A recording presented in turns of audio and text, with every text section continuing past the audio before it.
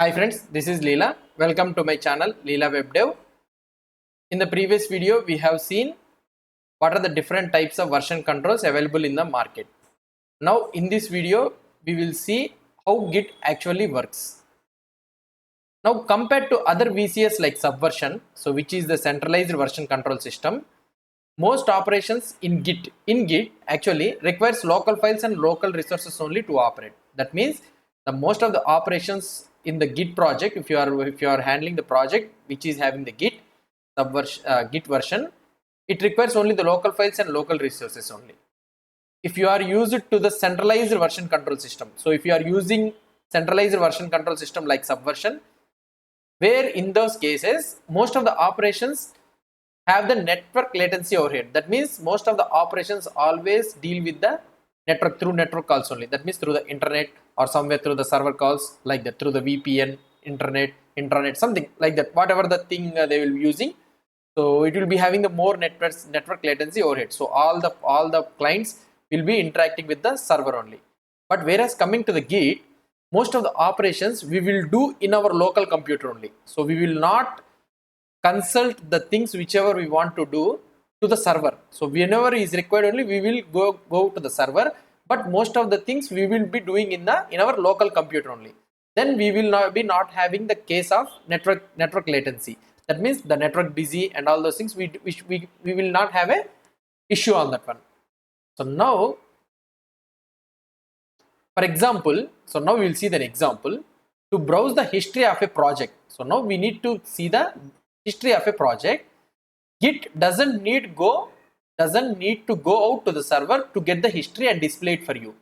So now if you have a project and you want to see the history of the project from starting onwards, whereas if the project is in the Git means there is no need for us to go out to the server to get the complete history and display it for us. It simply reads it directly from your local database. Okay, so that means the project which is in your local computer, it reads directly from your local database. Local database is nothing but your local computer. In your local computer, that everything will be coming, including the database and everything. So you can directly read it in your local computer. If you want to see the changes between the current working file and the same file a month ago, so that means now you want to see a changes between the current, right now the current working file, what is the working file you are working, and the same working file how it is before 1 month ago. If you want to see the changes, what could be the changes if you want to see means, Git can look up the file a month ago and do a local difference calculation. So that means for the Git, there is no need for the Git to go to the network through internet or VPN to the server and ask the server that please send me the file which is how it should look like a month ago. So like that, there is no need for the Git to go back. So it will be already present in your local computer and you can check the difference between the two files. There is no need to ask a remote server to do it or pull an older version of the file from the remote server to do it locally. So the same thing we have discussed.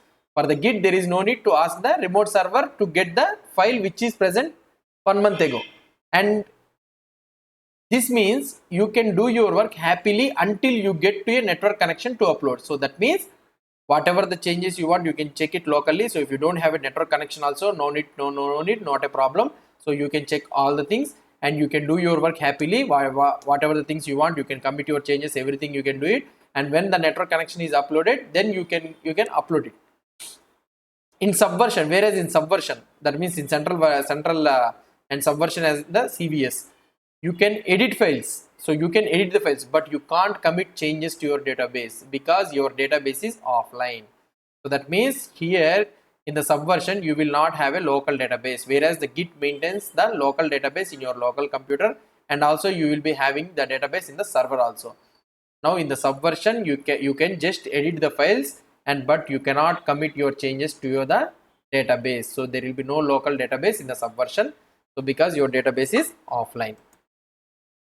So now you understood about the Git thing. So what is the advantages of Git over the Subversion and all those things. Now this is the main important thing before starting our command line commands and all those things. So we need to know this is the main thing. There are actually 3 states in the Git. So you need to remember this one. There are actually 3 states in the Git. Git has three main states that your files can reside in. So that means if you are working with a file means Git has a three main states for that file. One is the modified, staged and committed. You will be also having another fourth stage, that is nothing but the stash area. So we will discuss about the stashing thing afterwards. But mainly you will be having three main states: modified, staged and the committed. So what is this modified? Modified means that you have changed the file but have not committed to your database yet. So that means the current working file, whatever the working file in your project, you have changed the files. So you have changed the contents in the file, but you have not committed anything. Staged means that you have marked a modified file. So that means whatever the file you have changed the contents, you have marked that file in its current version to go into your next commit snapshot. So that means you are marking that file, so this should go to the next version. So in your next commit, this should go the file. So that is a staged thing. Committed means that the data is safely stored in your local database. So now first one is you can change n number of files. For example, you can change 10 number of files. You changed the 10 number of files. Out of those 10 number of files, you will be staging only 5 files. So that means 5 files only you have marked it that it should be going to your local database. That should be marked as a commit thing. So now out of 10 data files, so here 10 files are marked as modified, but 5 files are only marked as staged, and whatever the files are marked as staged, when you commit, these 5 files only will go into the local database, and another remaining 5 files will be there in the modified in your working directory only. So this is the main states you need to remember. Now coming 3 states in the Git here. So here you will be having the repository. Repository is nothing but the database. What is the database you are having? And here when you are trying to check out, you will be going into the working directory. This is nothing but the modified directory. And here whatever the 10 files. So now, for example, you have changed the 10 files in this working directory. This is nothing but the project. So the project which you are working. So now you will stage those files to the staging area, and the files which are in the staging area, it will be committed. When you check out again, it will go back to the working directly to the working directory. So this is the process how you will be having the states in the Git. So now the working directory is the project you are working. So you can change as number of files you want, and you can move it to the stage only the files which you wish to commit. So these files which are the files committed in the which are the files in the staging area, these will be going into the repository. That means nothing but the local database. Now what is a working directory? So the working tree is a single checkout of one version of the project. So now you can only check out the one version of the project. These files are pulled out of the compressed database in the Git directory and placed on disk for you to use or modify. So that means the working tree is nothing but the present project. So the project explorer, the project folder, what you are working, the project, that is nothing but a working tree. Now the staging area, as I already told you, right?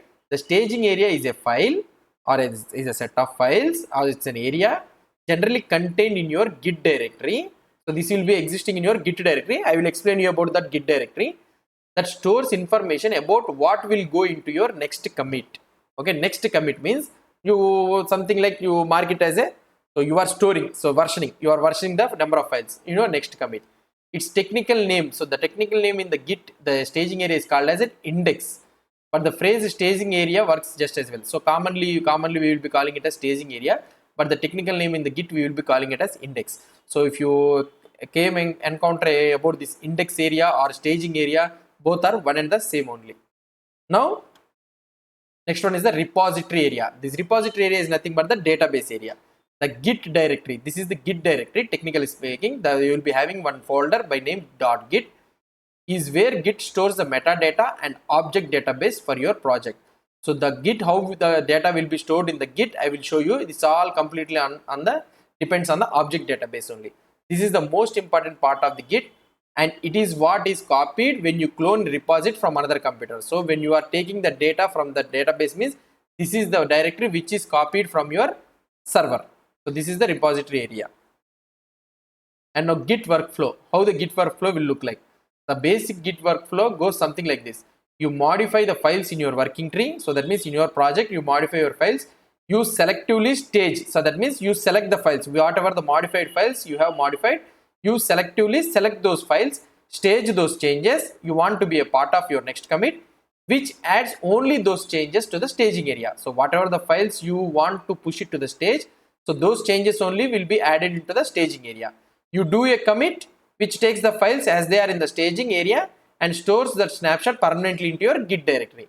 So this is the process. So now what you will try to do, so in your project you will try to modify all the files, whatever the files you want to modify, you can happily modify, and whatever the files you want to commit in your Git directory is nothing but the repository or local database, whatever the thing you can think. So now whatever the files you want to move it into a repository, so now you will be pushing it to the staging area. So this staging area, after moving it to the staging area, so when you commit those changes, automatically when you do a commit, these files which are in the staging area are stored permanently into your Git directory. So this is the actual Git workflow. So in the next video, what we will try to do is we will try to install the Git, and we will try to see this one, modifying the files, moving the files in the staging area, and committing the files into the repository. So let's try to check these things. So if you have any doubts or any suggestions, please post the comments below to this video. And if you like this video, please do support me by subscribing to my channel. Thank you.